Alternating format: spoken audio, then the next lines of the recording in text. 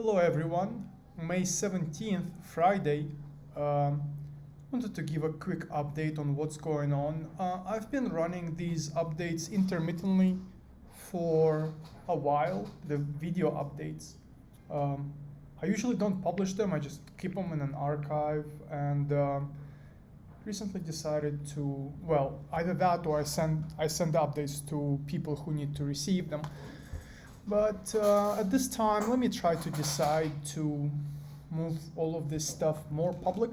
Um, I don't specifically need public attention right now, but there is nothing that I'm doing that specifically needs hiding. And in the general manner of progressing things, let's just take things more public and see where that goes. So this update is a short one and it's not a general one, it's specific to GameStop and some other trading aspects. So I am 100% pro GameStop. I think it's lovely and wonderful. Oh, and we're going to be discussing some of the things that George Gammon said about GameStop as well. George Gammon is great. I really love listening to him speak on YouTube. Regarding GameStop and certain other financial aspects, I had a massive GameStop position and I exited it. I had to exit most of it because I can't afford it. God be willing, I will be sharing and disclosing my trading strategies and what I'm doing in the markets. But the short of it is that GameStop is not income producing. So it's a long-term play unless you are tremendously lucky and lucky to pick up the spikes, to know where the spikes are. Now, everybody knows that we are on several cycles. Each price cycle is loosely like what, between 3 months and 9 months, and so they align sometimes, and those have to do with option expirations and options rollovers. We all know that every stock is not a piece of a company, it's an IOU, it's a perpetual future, it's a right to sell. Owning stock doesn't give you an entitlement to owning a part of a company. It gives you the entitlement to sell that stock, whatever that is, in the future. So it's a future. It's a put without expiration. The right to sell in the future. It has nothing to do with reality, nothing to do with ownership. If you want ownership, then you have to look into the difference between beneficial and actual ownership. All stocks are beneficially owned, meaning you don't own them. And that's one of the things that the GameStop saga has been very vocal about. Now, one of the strategies I do use is selling covered calls. And if I have a bunch of GameStop, let's say I have a lot, 100 shares of GameStop, and let's say last week when it was at $10 a share, and if I sell covered call at $15 and it expires worthless, and then I do the same thing next week, then GameStop is income producing. So it could be income producing, and it was income producing for me because I was selling covered calls on it. However, if you look at such a spike, and the funny thing, really funny thing, is that at the same time as this happened, my brokerage disappeared. Would you believe it? My brokerage was alive and existing, and then it stopped being alive and existing. It just disappeared into thin ether. And what a coincidence, right? One of the largest brokers in the world, TD Ameritrade, disappeared right at the same time as we are having this here spike. I am becoming very proactive in terms of what information I consume. So I'm not going to share a screenshot of finance.google.com or Yahoo Finance. So by the way, my new broker, Schwab, that ate the old broker, Schwab devoured TD Ameritrade. I don't know where regulators were looking. I don't see how that is not creating a monopoly. I don't see what was wrong with TD Ameritrade. Looked like a fine business to me, so I don't see a reason to destroy it and make it disappear. But disappear it did, and now we are at Schwab. And I don't have access because to my account, to my own money, Schwab decided to send me emails, several emails saying no action is necessary. And then they told me, yeah, you need to send us a notarized letter saying who you are. Until I do that, I'm not in a hurry to do that, but they left me out to dry. My account, my TD Ameritrade account, on the last day of TD Ameritrade existence, had open positions that I cannot close or roll. Could not close or roll. They will expire today. And I'm not sure if I have to look into whether or not Schwab committed criminal wrongdoing by stealing from me. But anyways, funny thing, the only way to look at the stocks that I have right now, I'm going to show you, is my own platform. This is a piece of it. It just says this is just for alerting, and I click sync, and that's how I get latest stock price data. I'm only interested in 4 right now. Micron is legacy. I had a position on it, in it. But yeah, I'm trying to be really healthy about addictive streams of information, such as YouTube. Don't let anybody say that YouTube is not addictive. Or Facebook, that's addictive too, and addictive and full of lies. So obviously now, since I'm an engineer, I have my own thing going, and later on when it's ready to show, I will show it. But anyways, this is how I look at the markets. It's not a squiggly line anymore. For me, it's just a number. Maybe that way I'll have better discipline in my own decision making. Now, GME, GameStop, I think it was trading, and I apologize guys, there is no pretty picture this time. I understand the value of pretty pictures, but I don't have that this time. So it was at around, I think it went up to 60, right? Per share, 63 per share or something like that. From 10 to 63.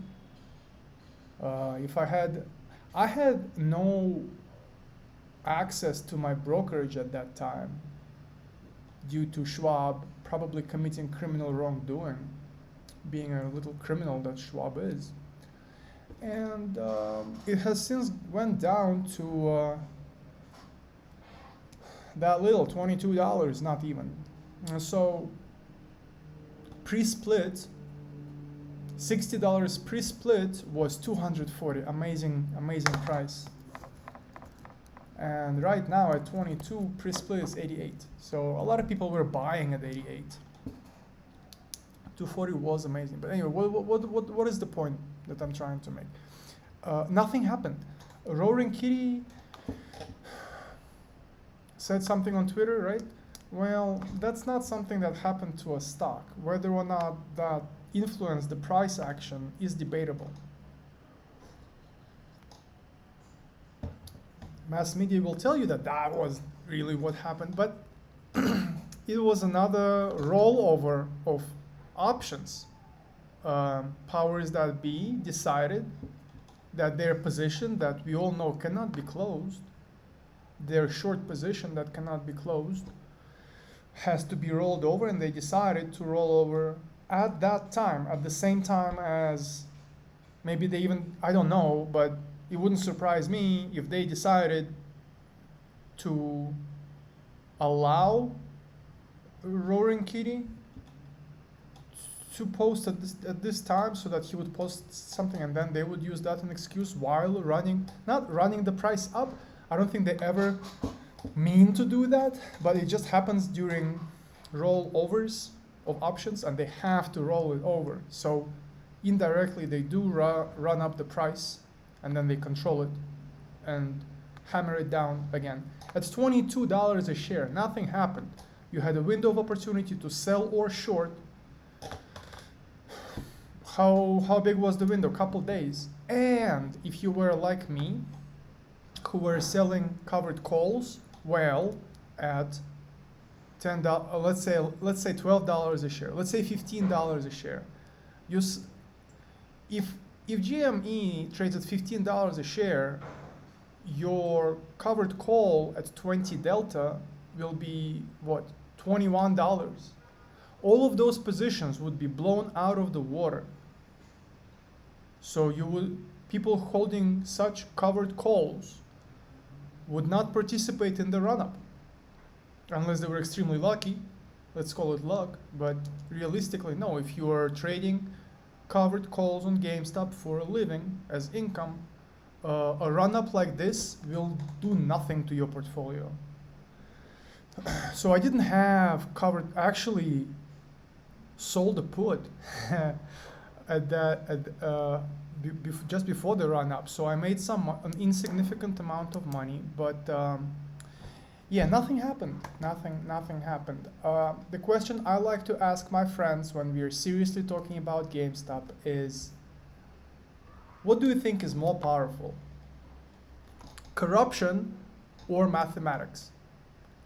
Mathematics is on the side of GameStop, but corruption is on the side of the shorts. What do you think is more powerful? Mathematics, statistics, or corruption? I used to have an opinion on that, but I have changed my opinion, and indicative of my change of opinion is that I exited overwhelming majority of my GameStop holdings. Will it run up in the future? Hopefully, right? Nothing changed. Shorts covered but have not closed. The short position is still open. You can see it by the spike. Can they control it indefinitely? Maybe. And I think George Gammon is a brilliant guy, right? And I have not actually watched his hour something GameStop video. I spend too much time on GameStop. I have my own opinion. But from what I can tell, he thinks it's opportunistic opportunity to make money short term, and it's like a gambler's play. And indicative of his opinion is that he said that GameStop crowd will follow whatever Roaring Kitty focuses on next. Well, if you're a hardcore GameStop fan or Super Stonk fan, you would know that there is no next thing at all. It's GameStop. That's it. That's the last one. There is nothing next. We don't exit. We don't move to something else.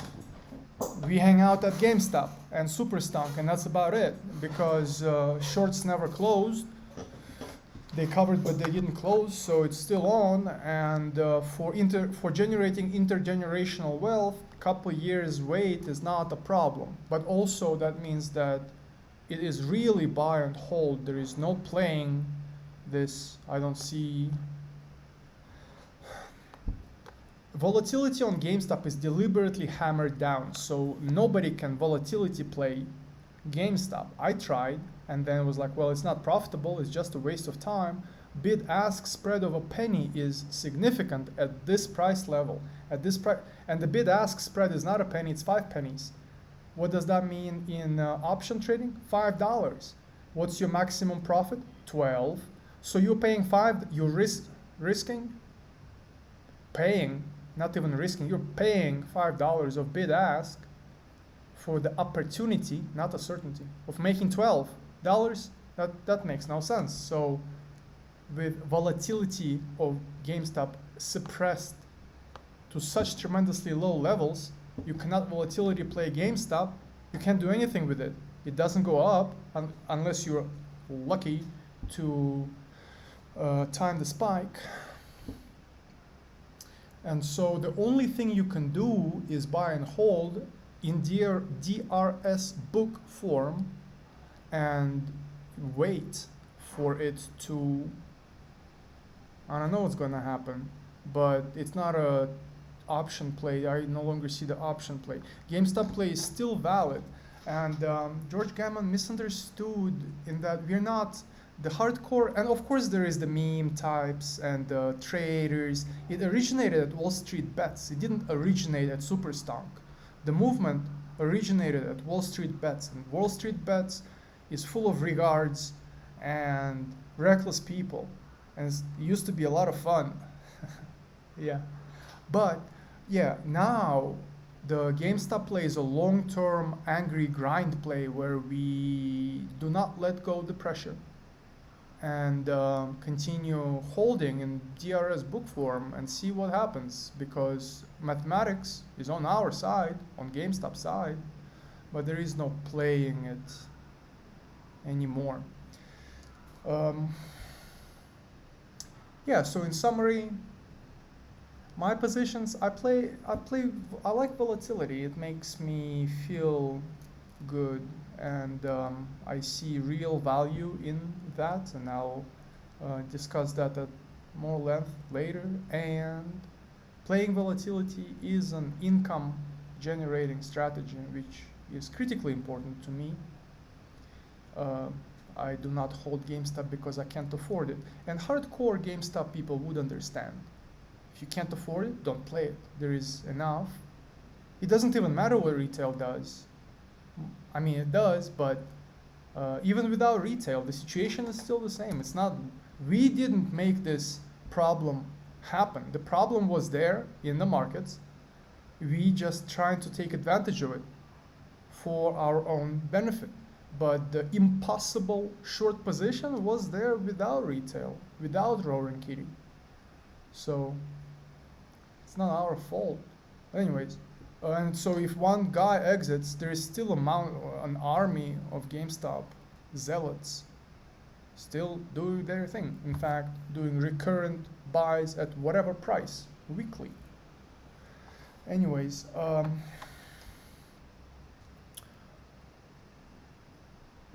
that would conclude my update for GameStop. I look forward, so nothing will happen until something happens. In economics, it is gradual and then sudden, right? I don't see a catalyst yet. I see another war coming up sooner than GameStop popping up. Without catalyst, could be a couple years of this. Now, I have published an article. There was an interesting article saying that they'll depress the price down to $6. Long story short, where has been historically the most volume? At what price point has there been the most volume in GameStop trading in history ever? And that's at $6 post-split. And the article that I read and republished said that our last stand will be at $6, because at that buying pressure can't go any lower. Now, at the time I disagreed with the article. I said, hey, look at the buying pressure we got at $12 per share. And sure enough, it has not gone lower than like 10-ish recently. But now that, like, there is no reason for it to not go lower, right? If you look at GameStop fundamentally, last time I checked, its net worth was like less than $5 a share, 4 something dollars per share. That's just counting the assets and cash, dividing by the number of shares. And can it go lower than that? Yes, it can. It definitely can. There is no reason not to. So I'll be excited when it's at $6 a share. And whether or not it's over, it's not over. You can see with the spike. Do you think retail did this spike? I have my doubts. I think I think powers that be, I think spikes are unavoidable, but it will go like it's already down to insignificant price of 20, and so maybe one day I'll be able to afford it again and enter the position. I really hope I will be that rich one day. And no, it's not. It's not about making money, George. For us, it's about survival, the future of humanity, the stuff that you really talk about. Not quite the finance stuff, but yeah, the whole system is built is a house of cards built on thin air in the clouds on nothing. And you know, I've learned that from you. And so GameStop is a way to combat that. That is the most important part of the GameStop movement, not making a little bit of money. On that note, let me just keep it that brief, and I'll see you all on the next one.